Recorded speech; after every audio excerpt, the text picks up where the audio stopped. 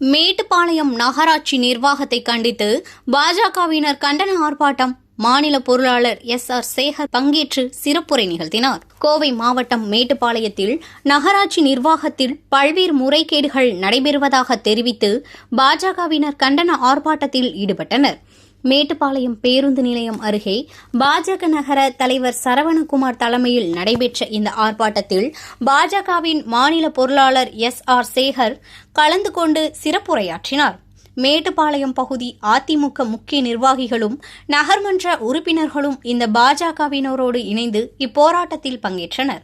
100க்கும் மேற்பட்டோர் கலந்து கொண்ட இந்த கண்டன ஆர்ப்பாட்டத்தில் மேட்டுப்பாளையத்தில் நடைபெற்ற பாதாள சாக்கடை திட்ட ஊழல், மேட்டுப்பாளையம் பேருந்து நிலைய கட்டுமான முறைகேடு, கட்டிட வரைபடம் அனுமதியில் லஞ்சம் என புகார் தெரிவித்து முழக்கங்கள் எழுப்பப்பட்டன.